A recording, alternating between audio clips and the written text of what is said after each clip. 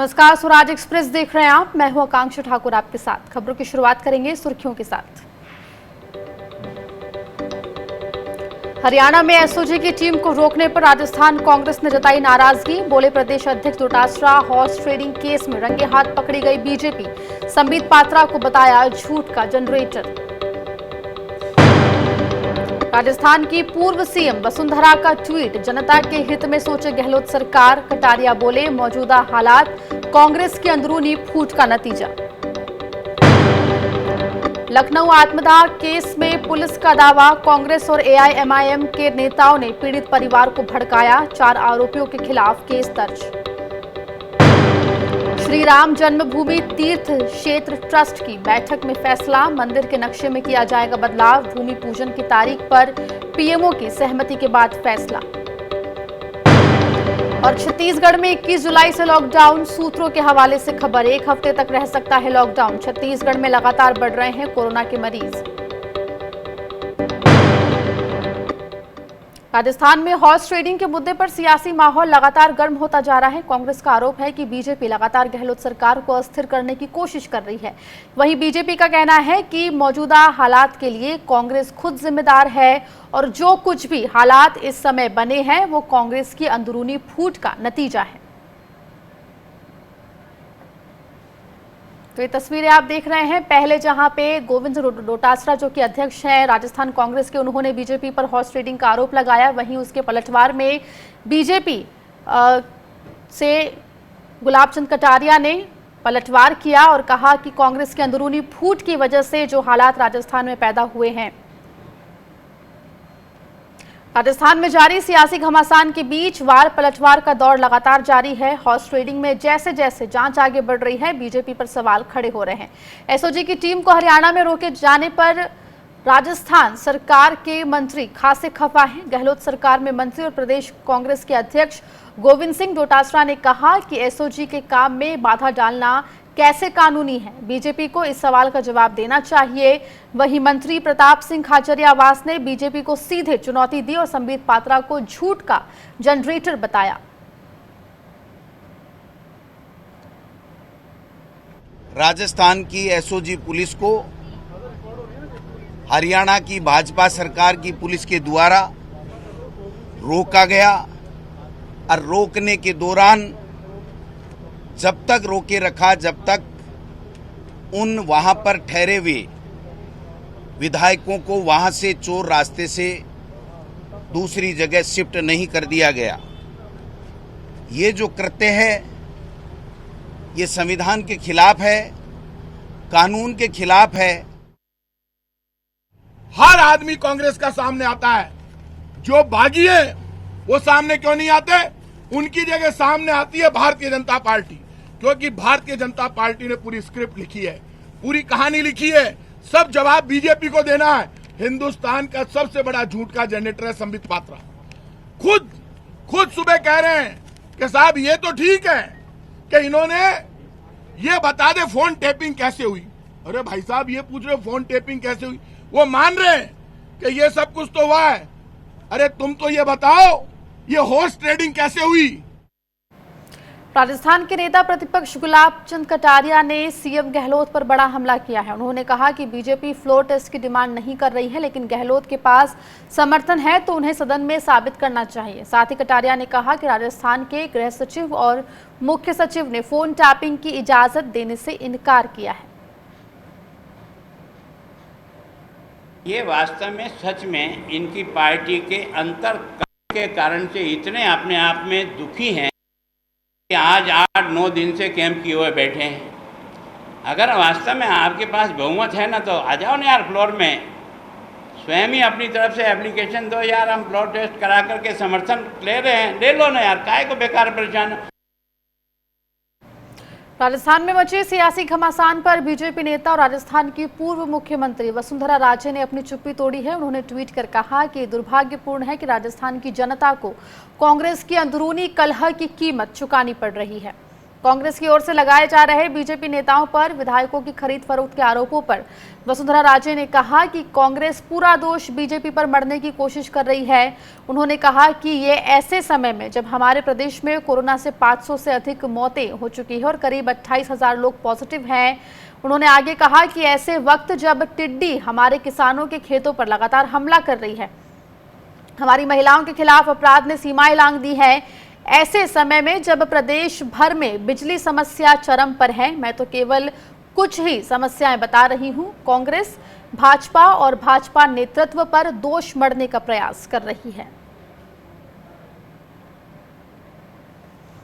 कई दिनों के बाद अचानक सक्रिय हुई राजस्थान की पूर्व मुख्यमंत्री वसुंधरा राजे ने एक और ट्वीट में कहा कि कुछ लोग बिना किसी तथ्यों के भ्रम फैलाने की कोशिश कर रहे हैं। वसुंधरा राजे ने अपने ट्वीट में कहा कि राजस्थान के राजनीतिक घटनाक्रम पर कुछ लोग बिना किसी तथ्यों के भ्रम फैलाने की लगातार कोशिश कर रहे हैं। मैं पिछले 3 दशक से पार्टी की एक निष्ठावान कार्यकर्ता के रूप में जनता की सेवा करती आई हूं और पार्टी और उसकी विचारधारा के साथ खड़ी हूं। राजस्थान में चल रही सियासी उठापटक के बीच गहलोत के लिए राहत की खबर है। भारतीय जनजाति पार्टी ने गहलोत को अपना समर्थन पत्र सौंपा है और कहा है कि गहलोत सरकार अपना कार्यकाल पूरा करेगी। इससे पहले बीटीपी ने अपने दोनों विधायकों को सदन में किसी का समर्थन नहीं करने को कहा था, लेकिन बीटीपी ने गहलोत को समर्थन पत्र दे दिया है और कहा है कि वो सरकार को गिराने वालों का साथ कभी नहीं देगी। जनता पार्टी के द्वारा चुनी हुई सरकार को अस्थिर करने की कोशिश की और उनको जिस तरह से आज मध्य प्रदेश के बाद में सरकार पूरी जिस ताकत के साथ में चुनी हुई सरकार को गिराना चाहती है, तो हम हमेशा शुरुआत से इसके खिलाफ थे कि चुनी हुई जो सरकार है उसको जनता ने बहुमत दिया है, वो उसको 5 साल का दिया तो वो 5 साल चलनी चाहिए। इसलिए हम चाहते थे कि चुनी सरकार है उसको बनी रहे। इससे पहले राजस्थान में फोन टैपिंग मामले को लेकर बीजेपी ने सीबीआई जांच की मांग की और इस पूरे मामले पर बीजेपी ने कांग्रेस से कुछ सवाल भी किए। बीजेपी प्रवक्ता संबित पात्रा ने पूछा है कि क्या राजस्थान में फोन टैपिंग की गई, गहलोत सरकार को इसका जवाब देना ही चाहिए। अगर फोन टैपिंग हुई तो क्या ये संवेदनशील और वैधानिक मामला नहीं है? अगर फोन टैपिंग हुई तो क्या मानक प्रक्रिया का पालन किया गया? क्या कांग्रेस ने राजस्थान की सरकार को बचाने के लिए असंवैधानिक तरीकों का इस्तेमाल किया? क्या राजनीति से जुड़े किसी नेता का फोन टैप हुआ है? भाजपा इस पूरे प्रकरण का सीबीआई द्वारा जांच की मांग करती है। क्या एसओपी फॉलो हुआ? फोन टेपिंग इत्यादि किया गया? क्या संविधान को ताक पे रखा गया? क्या एक इमरजेंसी की सिचुएशन आज राजस्थान में है? क्या सभी राजनीतिक पार्टी के सभी लोगों के साथ इस प्रकार का व्यवहार किया जा रहा है? इसको लेकर सीबीआई द्वारा तत्कालीन जांच हो, यह भाजपा आज डिमांड करती है। बीजेपी की सीबीआई जांच की मांग कोई नई नहीं है। ये मामला सामने आने के बाद से ही बीजेपी सीबीआई का नाम जप रही है। ऐसे में अब ये सवाल भी उठ सकता है कि क्या वो ऐसा इसीलिए कर रही है क्योंकि सीबीआई पर केंद्र सरकार का नियंत्रण है। कांग्रेस की प्रेस कॉन्फ्रेंस में ऑडियो का खुलासा होने के कुछ देर बाद अपनी पहली प्रतिक्रिया में बीजेपी प्रदेश अध्यक्ष सतीश पूनिया ने गहलोत सरकार को सीबीआई जांच कराने की चुनौती दी थी। आपको पूनिया का वो बयान भी सुनवाते हैं कि मुख्यमंत्री निवास फर्जी ऑडियो का केंद्र बन जाए और नेताओं के चरित्र हनन के प्रयास हों। जी हां, विधायक ने तो इस बात को नकारा ही है, वो उनकी अपनी पार्टी के हैं, ताजुब है, लेकिन केंद्रीय नेताओं को भी बिला वजह इसमें घसीटने की कोशिश हुई है। यदि इतना दिल है तो परेड करा देते, इतना बड़ा दिल है, इतनी दिलेरी है तो तमाम प्रकरण की सीबीआई से करवाए ना जांच, किसने मना? राजस्थान के फोन टैपिंग केस की जांच बीजेपी सीबीआई से कराने की मांग कर रही है, लेकिन इस पर भी सवाल उठ रहे हैं। आरजेडी नेता मनोज झा ने कहा है कि क्या बीजेपी इस मामले की जांच सीबीआई से इसीलिए कराना चाहती है ताकि सब कुछ केंद्र सरकार के नियंत्रण में रहे। यह जांच की मांग का तो सीधा हम मामला समझ रहे हैं। आप राज्य से चीज को निकाल के अपने हाथ में लेना चाहते हैं ताकि उसकी दशा और दिशा आप तय कर पाए। मैं समझ रहा हूं कि अगर इस प्रकार से चीजें होंगी तो फिर राज्य सरकार और वहां की एजेंसीज का कोई मतलब ही नहीं है ना, खत्म कर दीजिए। एक झटके में खत्म कर दीजिए। मैं नहीं मानता कि ये समसामयिक और उचित मांग है। उधर कांग्रेस नेता पवन खेड़ा बीजेपी की सीबीआई जांच की मांग पर सवाल खड़े कर रहे हैं। पवन खेड़ा ने कहा कि फोन टैपिंग पर शोर मचाने के चक्कर में बीजेपी ने बड़ी गलती कर दी है। बीजेपी ने यह मान लिया है कि उसने गुनाह किया है। भाजपा के ही नेता क्यों घबराए हुए हैं? जैसा मैंने आपको कहा, अभी तो एक केंद्रीय मंत्री, अब इनको डर है क्योंकि जो चोर की दाढ़ी में तो तिनका होता ही है ना। अब इनको ये भय है कि ऊपर के भी लोग फंसेंगे, जिनका इसमें योगदान रहा है, भूमिका रही है। तो वो जो घबराहट है, उस घबराहट से गलतियां होती हैं और गलतियां वो करने लगे सामने। कांग्रेस नेता पवन खेड़ा ने बीजेपी नेता राम माधव के बयान का हवाला देते हुए ऑपरेशन लोटस का भी जिक्र किया। स्वराज एक्सप्रेस के संवाददाता बिलाल सब्जवारी के ऑपरेशन लोटस वाले सवाल पर पवन खेड़ा ने कहा कि पिछले 6 सालों में मोदी सरकार ने चाणक्य का बहुत अपमान किया है। सब्जवारी अर्ज कर रहा हूँ स्वराज एक्सप्रेस से। सर, मेरा सवाल है कि क्या आपने अभी बताया कि इन विधायकों को कर्नाटक भी ले जाने की कोशिश की जा रही है, तो आपको लगता है कि क्या राजस्थान में भी ऑपरेशन लोटस एक्टिव है? दूसरा सवाल, साथ ही साथ क्या आपको लगता है कि जो हालात कांग्रेस पार्टी में मौजूदा काफी समय से घट रहे हैं, इन हालात और इन परिस्थितियों के बीच एक सख्त मैसेज देने की जरूरत है in form of a political call? Bilal ji, आज से कुछ लगभग 1 साल पहले राम माधव जी ने एक चैनल को इंटरव्यू के वक्त कहा था कि भले ही हम इलेक्शन हार जाएं, हमारे पास अमित शाह है। बड़े गर्व से कहते हैं। ऑपरेशन लोटस का नाम भी इन्हीं ने दिया है। तो जो व्यक्ति या जो पार्टी या जो समूह, मैं ये शब्द इस्तेमाल करना चाहूंगा, बेशर्मी से ये कहता है कि हाँ मैं लोकतंत्र का हत्यारा हूं, हाँ हमारे पास अमित शाह है जो लोकतंत्र की हत्या करते हैं, ऑपरेशन लोटस नए नए नाम देते हैं। और हैरानी की बात है कि हमारे कुछ पन्ना प्रमुख जो मीडिया में बैठे हैं वो भी ऐसे व्यक्ति को चाणक्य का दर्जा दे देते। अब चाणक्य का इतना बड़ा अपमान इसी देश में होना था पिछले 6 साल में, ये तो हैरानी की बात है।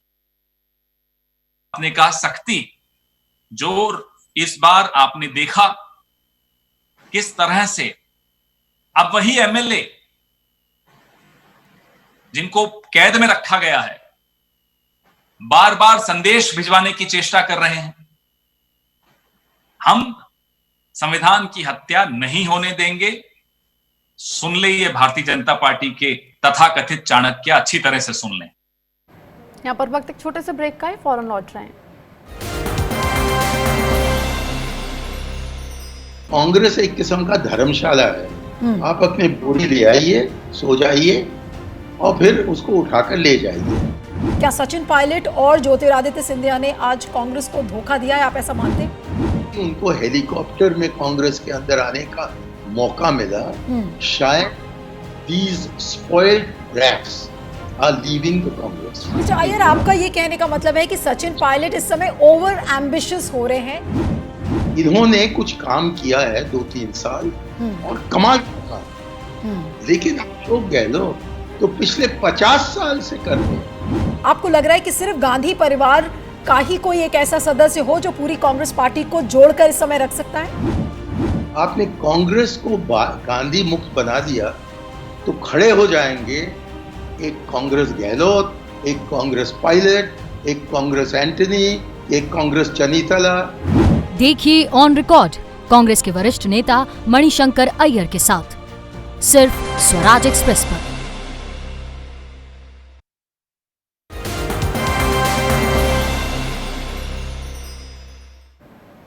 शुक्रवार को लेह दौरे के बाद शनिवार को रक्षा मंत्री राजनाथ सिंह कुपवाड़ा में लाइन ऑफ कंट्रोल पर फॉरवर्ड पोस्ट का उन्होंने दौरा किया। एलओसी दौरे को लेकर राजनाथ सिंह ने ट्वीट कर कहा कि आज जम्मू कश्मीर के कुपवाड़ा जिले में एलओसी के पास एक फॉरवर्ड पोस्ट का दौरा किया और वहां तैनात सैनिकों से बातचीत की। हमें इन बहादुर और साहसी सैनिकों पर बेहद गर्व है जो हमारे देश का हर हाल में बचाव कर रहे हैं। इसके बाद रक्षा मंत्री ने chief of defence staff general Bipin Rawat, सेना प्रमुख जनरल MM नरवणे समेत सैन्य कमांडरों के साथ उच्च स्तरीय बैठक कर सुरक्षा की स्थिति की समीक्षा की। जम्मू कश्मीर में शनिवार को दौरे की शुरुआत उन्होंने अमरनाथ मंदिर के दौरे से की और बाबा बर्फानी के दर्शन भी किए। उन्होंने यहां मंदिर परिसर में लगभग 1 घंटा बिताया। रक्षा मंत्री शुक्रवार को लद्दाख दौरे पर थे, जहां LAC पर लुकुंग सैन्य चौकी का उन्होंने दौरा किया था। राहुल गांधी ने एक बार फिर मोदी सरकार की विदेश नीति पर सवाल उठाए हैं। उन्होंने ट्वीट कर कहा कि चीन ने हमारी जमीन ले ली और भारत सरकार चैम्बरलैंड की तरह व्यवहार कर रही है। इससे चीन और आगे बढ़ेगा। हमारे देश को मोदी सरकार की कायरता की वजह से बहुत बड़ी कीमत चुकानी पड़ रही है।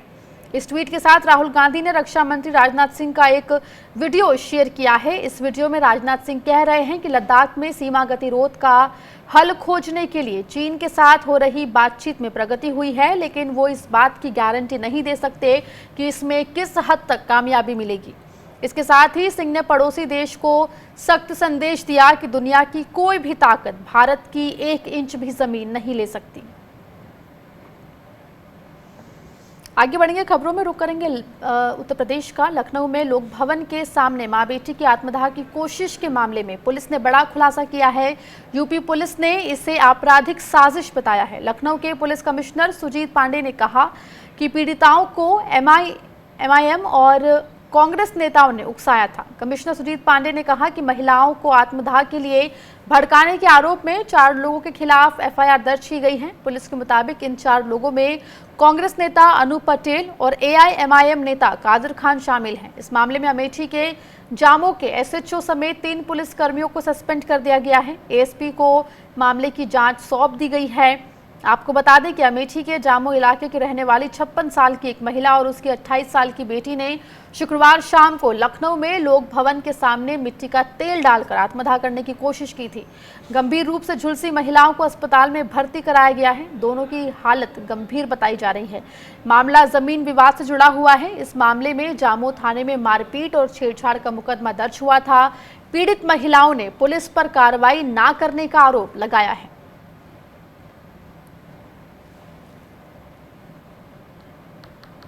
क्रिमिनल कॉन्स्पिरेसी है जिसमें इनको भड़काने में कुछ लोगों ने अहम रोल प्ले किया है। इसमें 4 लोगों के खिलाफ हम लोगों ने FIR नामजद किया हुआ है। जो 4 FIR में नामजद हैं उनके नाम मैं आपको बता देता हूं। एक आसमा है, दूसरा सुल्तान है, तीसरा व्यक्ति यह MIM अमेठी का डिस्ट्रिक्ट प्रेसिडेंट है कदीर खान, और चौथे कांग्रेस के हैं जो पूर्व प्रवक्ता बताए गए हैं अनूप पटेल। मध्य प्रदेश के गुना में दलित किसान पर पुलिस की बर्बरता की जांच के लिए मौके पर पहुंचकर कांग्रेस के प्रतिनिधि मंडल ने अपनी जांच रिपोर्ट तैयार कर ली है। इस रिपोर्ट पर कांग्रेस विधायक दल की बैठक में विस्तार से चर्चा कर अगली रणनीति बनाई जाएगी। कांग्रेस की मांग है कि दोषियों के खिलाफ SC/ST एक्ट भी लगाकर कठोर कार्रवाई हो और सरकार किसान को आर्थिक मदद भी करे। जिन लोगों ने उसको मारा पीटा है उनके ऊपर एट्रोसिटी एक्ट में मुकदमा चलना चाहिए, ये हमारी मांग है। फिर जो प्रशासन ने ताबड़तोड़ तरीके से झूठा मुकदमा उस पर किसान पर दर्ज कर लिया है वो मुकदमे वापस होने चाहिए, उसे आर्थिक सहायता मिलनी चाहिए, प्रशासन उसको आजीविका के लिए कोई संसाधन दे। ये हमारी मांग उसमें होने वाली है। ये हमारे पार्टी अध्यक्ष को हम आज ये रिपोर्ट सौंप देंगे या कल ये पेश की जाएगी विधायक दल की बैठक में। भारत में कोरोना वायरस के मामले तेजी से बढ़ रहे हैं। ताज़ा आंकड़ों के मुताबिक भारत में कोरोना वायरस के मामलों की कुल संख्या 10,38,000 हो गई है। वैश्विक स्तर पर संक्रमण के मामले में भारत टॉप 3 देशों में शामिल हो गया है।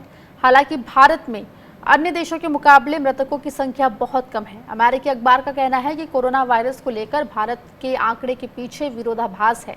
असल में अमेरिका और ब्राजील में जब कोरोना के कुछ मामले कुल मामले 10 लाख थे तो मौतों की संख्या करीब 50,000 हो चुकी थी, लेकिन कुल 10 लाख मामलों पर भारत में कोरोना से मौत का आंकड़ा 25,000 रहा। अखबार का कहना है कि भारत सरकार दावा कर रही है कि अन्य देशों के मुकाबले देश बेहतर कर रहा है, लेकिन भारत के ग्रामीण क्षेत्रों में एक बड़ी आबादी बिना स्वास्थ्य सुविधाओं के रहती है। कुछ लोगों के पास तो स्वास्थ्य संबंधी सुविधाएं भी नहीं पहुंच पाती। ऐसे में साफ है कि कोरोना से होने वाली कई मौतें रिकॉर्ड नहीं हो पाती हैं। साथ ही भारत में पर कैपिटा टेस्टिंग रेट भी कम है। कांग्रेस महासचिव प्रियंका गांधी ने उत्तर प्रदेश में कोरोना संक्रमण के बढ़ते मामलों पर प्रदेश सरकार पर निशाना साधा है। कांग्रेस नेता ने कहा कि सरकार आंकड़ों की बाजीगिरी में लगी हुई है। कोरोना का ये विकराल रूप टेस्टिंग में ध्यान न देने, रिपोर्ट में देरी होने के चलते बढ़े हैं। प्रियंका गांधी ने योगी सरकार को आड़े हाथों लेते हुए ट्वीट किया कि सरकार के पास इसका कोई जवाब नहीं है। यही नहीं, यूपी में फैल रही कोरोना महामारी के आंकड़े देते हुए उन्होंने ट्वीट किया कि खबरों के अनुसार प्रयागराज में 70% संक्रमित लोगों की रिपोर्ट पॉजिटिव आने के 48 घंटे के भीतर ही मृत्यु हो गई। हमें इसी बात का डर था, इसलिए शुरू में ही हमने उत्तर प्रदेश के मुख्यमंत्री जी को पत्र लिखकर इस संदर्भ में सकारात्मक सुझाव देते हुए अधिकतम टेस्टिंग की बात उठाई थी। इसके अलावा अपने ट्वीट में प्रियंका गांधी ने आगे लिखा कि लगभग 3 महीने के लॉकडाउन, यूपी सरकार के तमाम दावों के बावजूद यूपी के 25 जिलों में जुलाई महीने में कोरोना के मामलों में तेजी से वृद्धि हुई है। यूपी के 3 जिलों में 200%, 3 में 400% और 1 जिले में 1000% से ऊपर की उछाल आई है।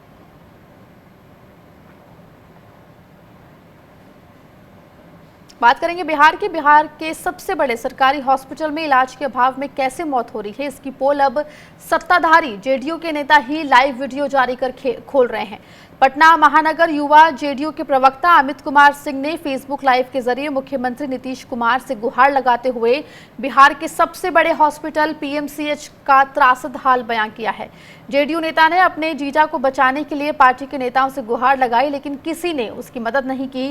इलाज के अभाव में जेडीयू नेता के जीजा की पीएमसीएच में मौत हो गई। उन्होंने अपने लाइव वीडियो के दौरान उन्होंने दिखाया कि हॉस्पिटल में डॉक्टर नहीं है, नर्स भी नहीं दिख रही है। हॉस्पिटल में सिर्फ गार्ड दिख रहे हैं। पूछने पर कहा जाता है कि टाइम होने पर डॉक्टर और नर्स आएंगे। इलाज के अभाव में मरीजों की मौत हो रही है। पीएमसीएच के कॉरिडोर में कैसे रैपर में लपेटकर शव पड़े हुए हैं।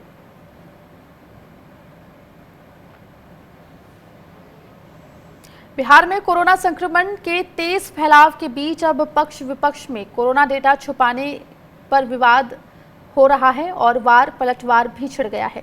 नेता प्रतिपक्ष तेजस्वी यादव ने बिहार में कोरोना संक्रमण के मामले में डेटा छुपाने का आरोप लगाते हुए नीतीश कुमार पर निशाना साधा है। तेजस्वी ने कहा कि कोरोना डेटा लोगों के सामने सही रूप से नहीं पहुंचे, इसी कारण पूर्व स्वास्थ्य सचिव संजय कुमार को सरकार ने हटा दिया।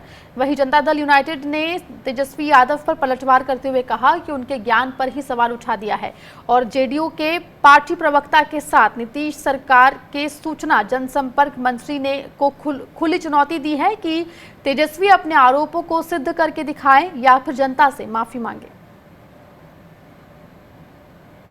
सरकार जो है आंकड़ों के साथ जो है खिलवाड़ कर रही है, सही चीज लोगों को नहीं बता रही है। एक दिन की जो टेस्टिंग होती है उसको 2 दिन में करके बता रही है। अगर उदाहरण हम दें तो मान लीजिए एक दिन में अगर 2000 लोग पॉजिटिव पाए गए तो आज बताएगी कि 1100 लोग पॉजिटिव हुए और अगले दिन बताएगी कि 900 लोग जो है पॉजिटिव पाए गए हैं। तेजस्वी यादव, आपको तो क और अंग में अंतर पता चलता नहीं है। 8वां 9वां पास है, तब स्वाभाविक है जो पिता का संस्कार रहा है राजनीति में मजाक उड़ाने का, वैसे ही आप कोरोना पीड़ितों का और बिहार की जनता की भावना का मजाक उड़ा रहे हैं। दुनिया इससे जूझ रही है और आपको राजनीतिक संक्रमण का रोग लग गया है। तेजस्वी यादव को जनता दल यूनाइटेड की तरफ से ये खुली चुनौती है। उन्होंने नीतीश कुमार जी पर कोरोना से जुड़े डाटा को दबाने का आरोप लगाया है और उन्होंने कहा है कि नीतीश कुमार जी को अपने इमेज की चिंता बिहार के लोगों की जिंदगी से ज़्यादा है। तो मैं एक बात जरूर कहना चाहूँगा कि तेजस्वी यादव ऐसी गैर जिम्मेदार टिप्पणियां ट्विटर हैंडल के जरिए जारी करने के पहले अगर तथ्यों की जानकारी उन्हें नहीं है तो उन्हें मेरी खुली चुनौती है कि वो आंकड़ों की जांच करें। राज्य सरकार की ओर से कभी कोई आंकड़ों को लेकर के पारदर्शिता के प्रश्न पर समझौता नहीं हुआ है। अगर उनके पास तथ्य हैं तो साबित करें, अन्यथा ऐसे बयानों के लिए बिहार की जनता से माफी मांगे। आंध्र प्रदेश के तिरुपति बालाजी मंदिर में 140 लोग संक्रमित हो चुके हैं, जिसके बाद मंदिर को बंद करने की मांग उठने लगी थी। लेकिन इस बीच मंदिर के बोर्ड के शीर्ष अधिकारियों ने पुजारियों और कर्मचारियों के संक्रमित होने के बावजूद ये कहा कि बालाजी मंदिर लोगों के दर्शन के लिए खुला रहेगा। केंद्र की अनलॉक योजना के तहत मंदिर के बोर्ड ने 11 जून को इसे फिर से खोलने का फैसला किया था, लेकिन कोरोना के केस बढ़ने के बावजूद भी मंदिर प्रशासन मंदिर बंद करने को तैयार नहीं है।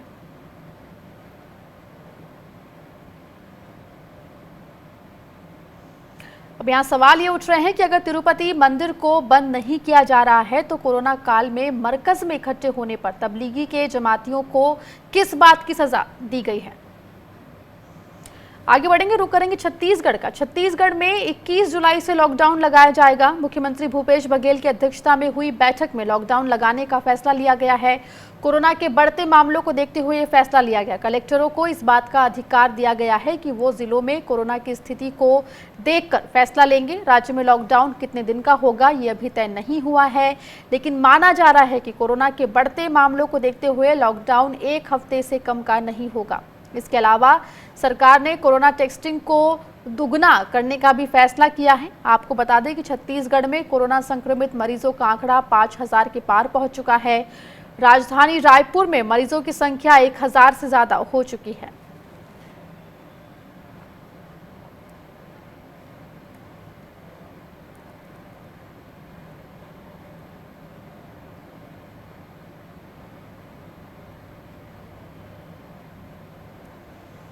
छत्तीसगढ़ के कोरबा जिले के कटघोरा में वन रक्षक और रेंजर आमने सामने हैं।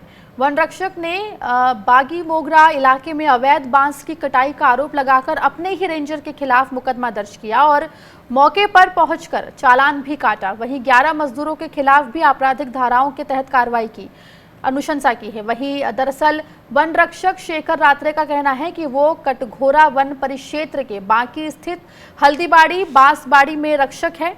वो 2 दिन पहले विभागीय कार्य से बाहर गए हुए थे। जब लौटकर क्षेत्र में गए तो उन्होंने देखा कि बांसों की कटाई कर दी गई है। जानकारी लेने पर उन्हें बताया गया कि कटघोरा परिसर के रक्षक रामकुमार यादव के निर्देश पर कटाई की गई है। वहीं मौके पर पहुंचकर जानकारी मिली कि रेंजर की मौजूदगी में बांसों की कटाई की गई है। इसके बाद उसने रेंजर मृत्युंजय शर्मा, रक्षक रामकुमार यादव के खिलाफ मुकदमा दर्ज करवाया है।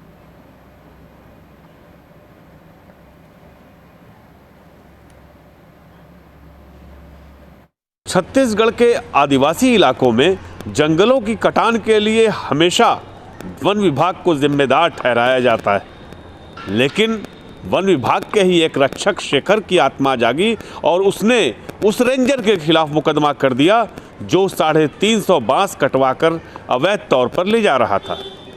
पूरे छत्तीसगढ़ में इस घटना की चर्चा जोरों पर है। मैं आवेश तिवारी, कैमरामैन प्रकाश के साथ रायपुर, छत्तीसगढ़ से। बुलंदशहर हिंसा का मामला तो आपको याद होगा, जिसमें यूपी पुलिस के इंस्पेक्टर सुबोध सिंह शहीद हो गए थे। उनकी हत्या के आरोपी शिखर अग्रवाल को कथित तौर पर बीजेपी में बड़ी जिम्मेदारी दी गई है, जिस पर शहीद इंस्पेक्टर सुबोध सिंह की पत्नी ने सवाल खड़े किए हैं और उसे प्रियंका गांधी ने ट्वीट भी किया है। हालांकि इस पूरे विवाद पर बीजेपी ने सफाई दी है कि जिस संस्था ने उन्हें जिम्मेदारी सौंपी है वो एक एनजीओ है और उसका बीजेपी से कोई लेना देना नहीं है। इस बुलेटिन में फिलहाल इतना ही। खबरों का सिलसिला स्वराज एक्सप्रेस पर लगातार जारी है।